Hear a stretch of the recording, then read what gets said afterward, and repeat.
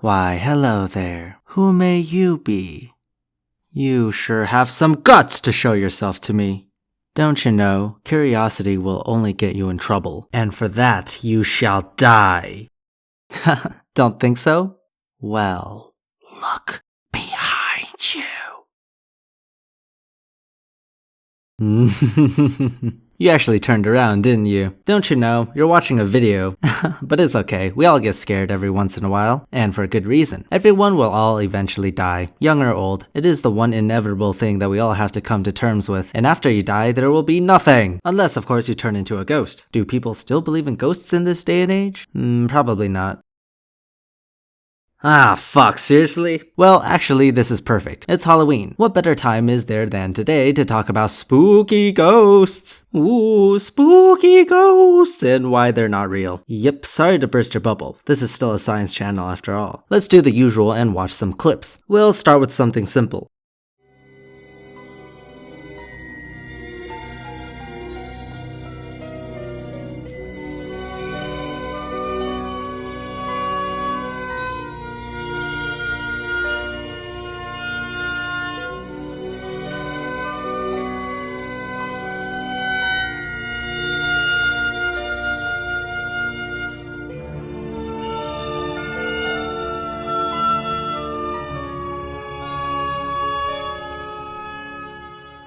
Ah, it's a magical broom! Ah, did you see that? It was clearly a ghost. The broom magically popped out of the garage and leaned itself against the wall. Yep, paranormal activity confirmed. Ghost janitors are roaming the streets, picking up your brooms and placing them against stone walls. Beware! Woo! Alright, before we jump to these conclusions, let's just think about what could have happened here. I mean, obviously it's probably impossible to pinpoint what exactly happened with only this clip, but we can speculate. First of all, the garage door can be opened with a remote control or a switch of some sort. No surprise there. But what about the broom? Well, whoever opened the garage wanted to do so for a purpose, perhaps to move the broom out. So maybe that person just threw the broom outwards and by coincidence it just landed in the perfect way to make it tilt backwards and lean against the stone wall. It does kind of seem like the trajectory of the broom is weird though, so there could be a bit of wind happening outside to help this process out. Although it's a stretch, it's much more believable than assuming a ghost janitor was meddling with us. Now let's watch some more clips. Gee, this is really giving me goosebumps.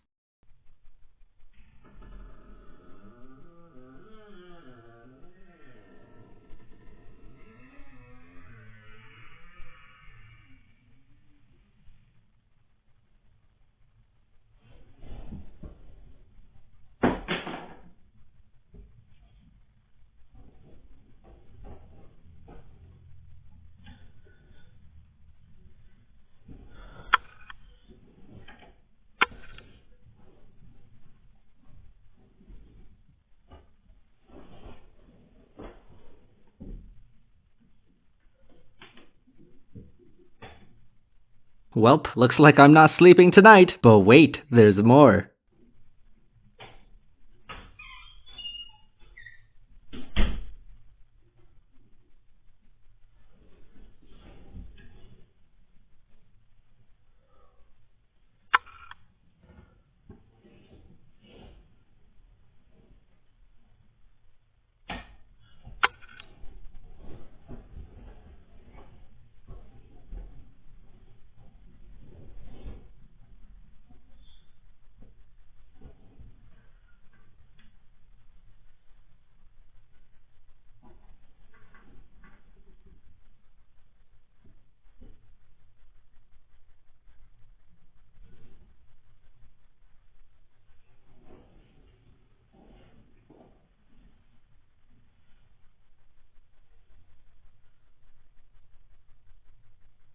You know what I find funny? If that happened to me while I was trying to sleep, I would run the fuck away. You wouldn't see me in this country anymore, oh god no. I'd run to the nearest police station and tell them to burn down my house. Nope, nope, nope. Fuck that. Fuck all of that. This woman is surprisingly calm. You got the door opening by itself, the blankets being pulled down, lights flickering. How can she remain so calm? Could it perhaps be fake? No, that couldn't possibly be it, could it? I mean, look at this part where there's something like a remote control and she activates it in the beginning right before the door opens. But no, that couldn't possibly be it. It's gotta be real. Ghosts are real, right? And look at this orb flying across the room. That's gotta be something supernatural. And this white shadowy figure walking across the door. Nah, that couldn't possibly be a light adjustment thing. It's gotta be a a ghost. There's no other explanation. The ghost just wanted to fuck around, turning on and off the lights, pulling her blankets. It's not even achieving anything. Is his purpose just to scare the living shit out of people? Or perhaps it was once a living person, but he angered the gods and as a result received a curse far worse than anything imaginable. He is now doomed to roam the earth with no future in sight, eternally tormented, forever in search of a hero who would put him to rest.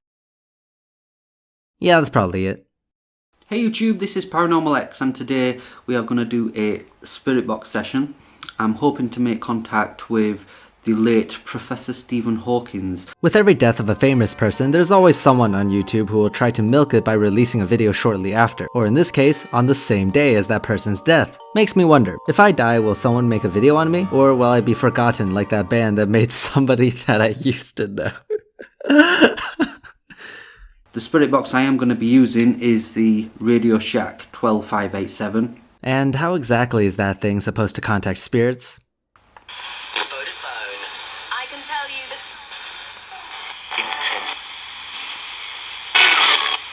Hey spirits, Mark here. I hope you're all well. Alright, so a lot of this clip is basically nothing. I'm going to cut it to the interesting parts. I'm hoping you can help me. Who's died? Who's died? Stephen Hawking. Professor Stephen Hawking. That's who's died. Professor, if you are there, my friend. He's open. You were a true inspiration to many around the world, including myself. The death of a... To death?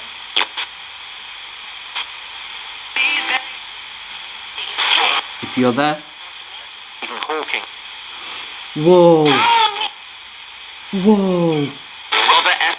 Did you hear that?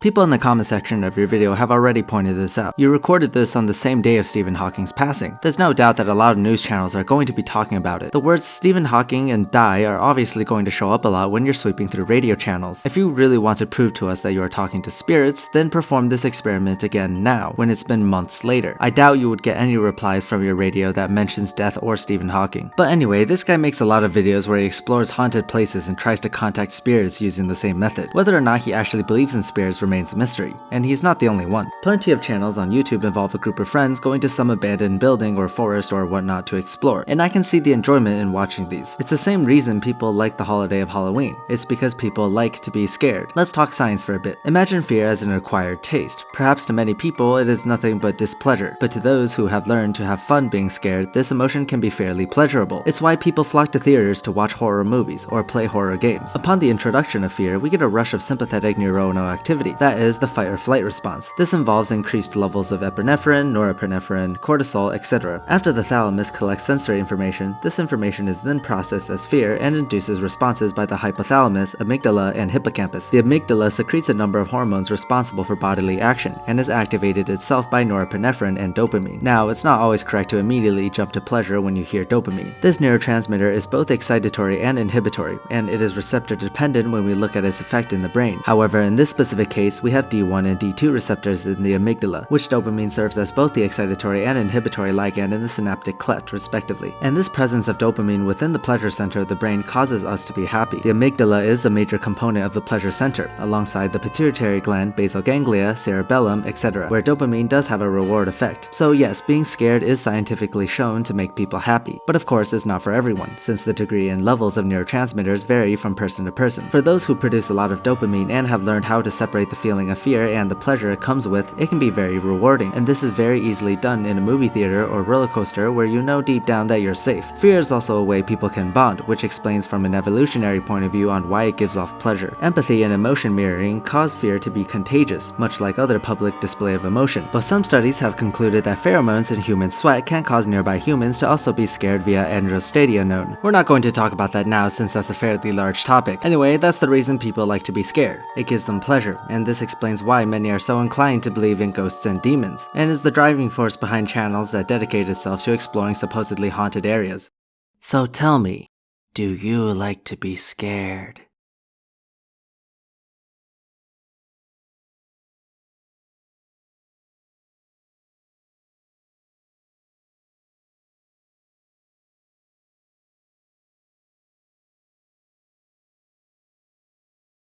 I'm just kidding.